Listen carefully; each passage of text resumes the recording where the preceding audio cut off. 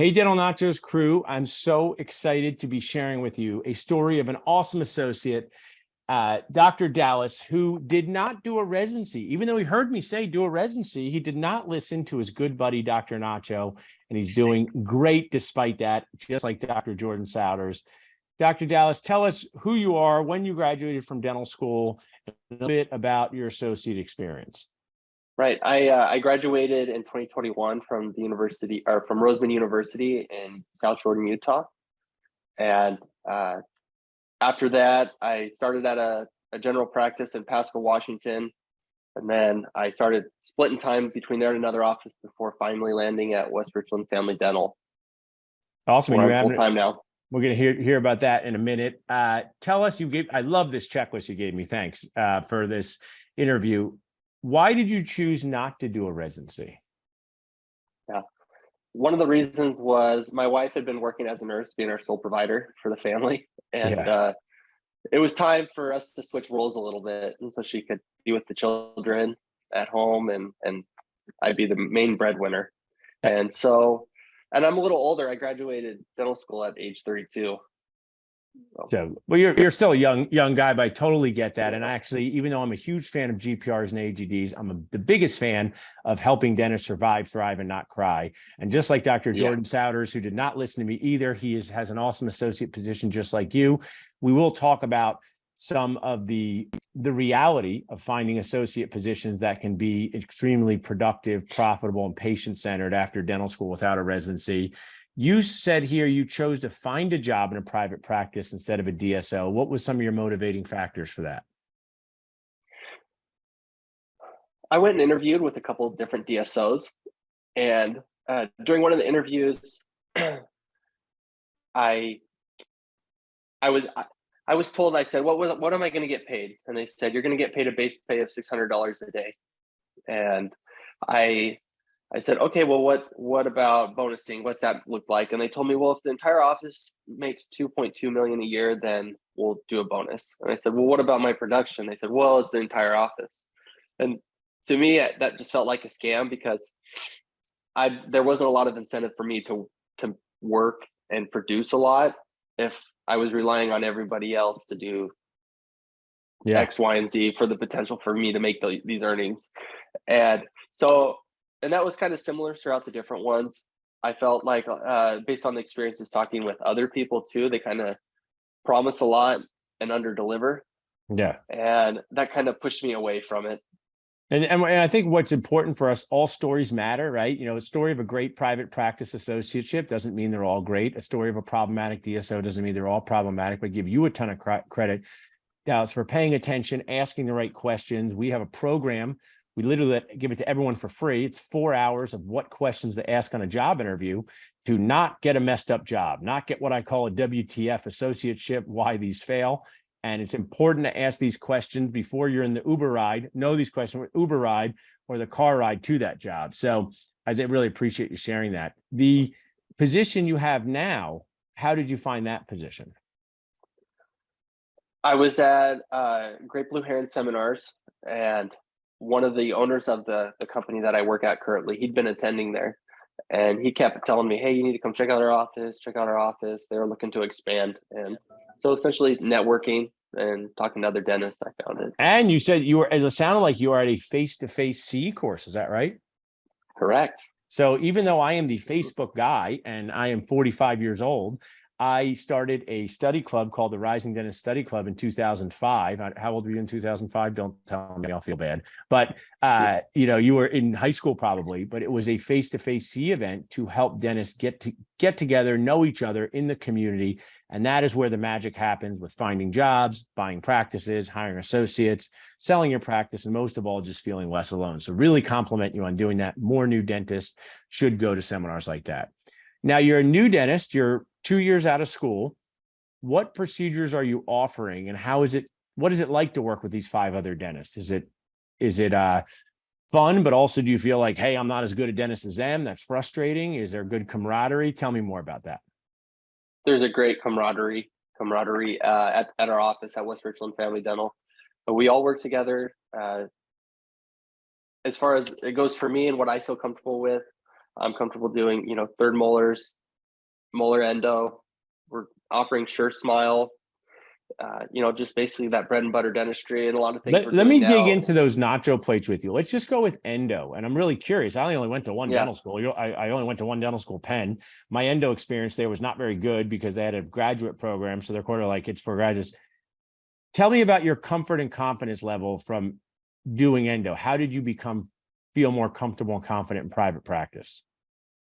By making mistakes. And now by with these mistakes, how do you not walk them back, but let's say you can't find a canal. Can you rely on help from a dentist there and have them pop in and help you? Can you look at cases ahead of time with CBCTs? If someone's a dentist saying, hey, this sounds great, I would like to work in a job like that, but I'm nervous that I just don't have the dental skills to do it, what would you say to them?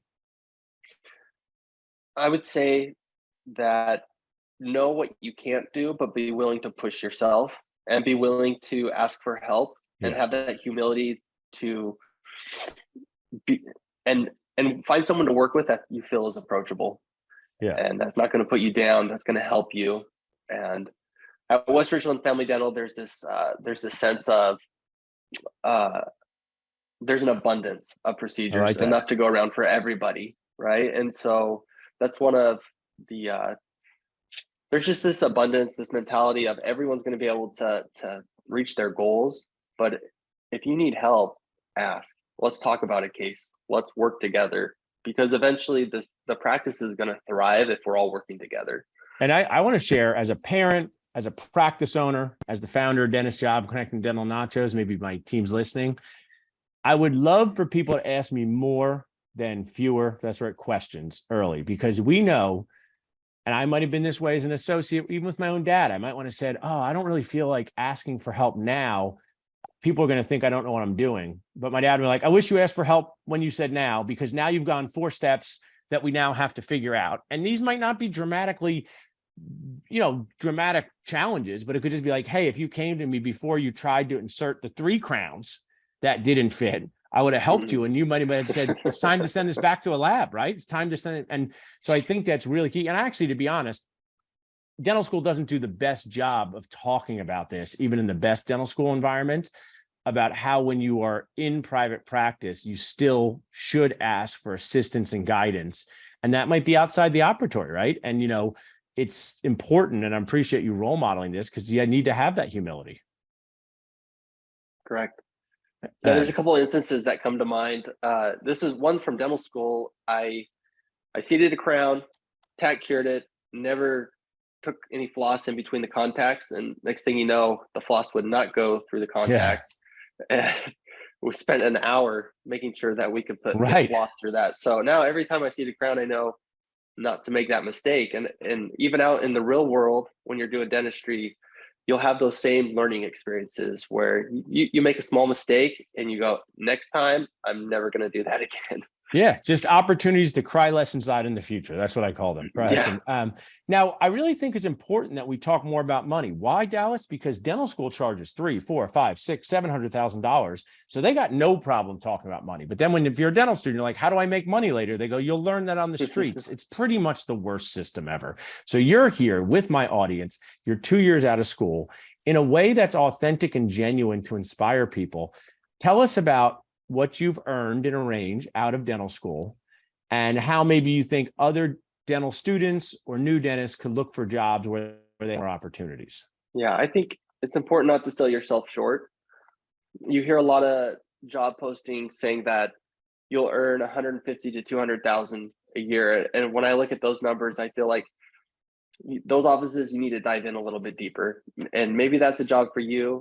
Maybe that's something that you're going to be happy making, you'll be comfortable. But for me, I wanted an office where I was going to be working hard all day, pushing myself with new procedures. And I can comfortably say that I'll be making over 300. That's awesome. So, and also, Dallas, when some older dentist yells at their screen and say, they can't do that, you must be unethical and doing 15 fillings at once, walk us through kind of, not each food, but like, how does that work on a monthly basis? You have systems in your practice you told me about, a lot of emotion around this. Oh, you lost me, Dallas. Sorry. Yeah, Sorry, lost Dallas. you for a Yeah, minute. I'm back. There's a lot of emotion around this. Walk us through kind of a month of production, how it can be patient-centered, care about your patients, and be profitable. Absolutely. Everything has to be patient-centered.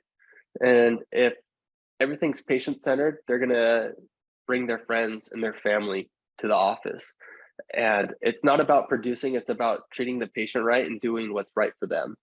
My job as a dentist is to make sure that their mouth has the best success possible, Yeah. right? And if I can explain that to them in their terms in a way that they'll understand, the money follows, right? Because it for me, it's not about the money, but the money comes. It's about making sure my patients are set up for success.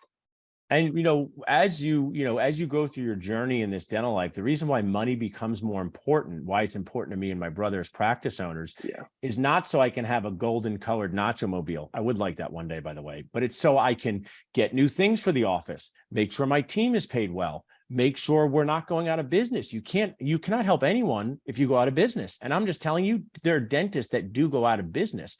So it's important to put patient-centered care first all the time, and then profitability 1A, because without profitability, we all know a restaurant in our town that was great that went out of business. You say, I wish they never went out of business, but maybe those owners were great at making the food, but they didn't know how to manage that restaurant. And I think your practice, that group camaraderie, creates opportunities. I love the abundance-minded thinking.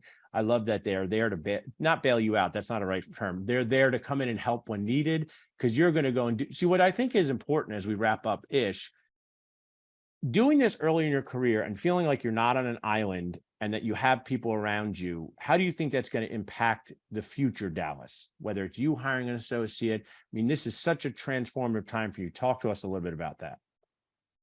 Right now, dental school is really not teaching us how to be really good dentists.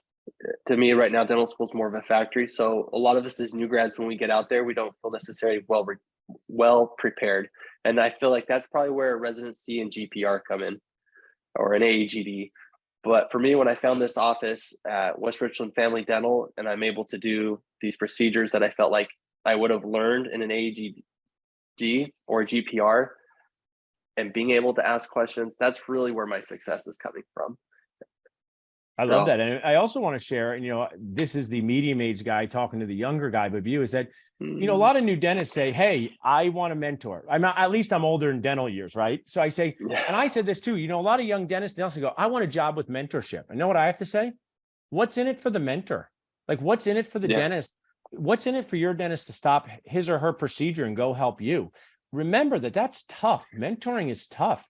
And yes, I know you're part of the same group dynamic, and I know it's an everybody wins thing, but it's to remember that mentorship is a two-way street. And while you might not be able to bring mentorship to your mentor, you can bring enthusiasm, you can bring humility, because I think there is if I can speak freely, it's my own show. It's like just expecting mentorship at a job. You have to show why you deserve the mentorship.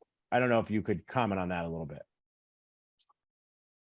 I think you're absolutely right. You got to be bringing something to the table. So whether you're bringing something where you're really good with patients and you're really good at patient acceptance rates, there's something you need to be bringing so that the owner's going to say, it's worth spending my time with this guy, right? If he's getting patients to accept implants left and right, but he's a little shaky on how to get them.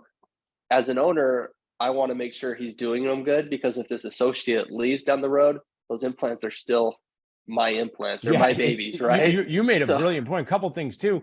Work on your words. We have my team can share. We have our Dental Nachos on-demand C platform. We have hundreds of hours where people can literally put their AirPods in, like you have, and listen to case acceptance, listen to how to communicate, because that's what you can do without flying to take a course. That's what you can do without prepping a tooth.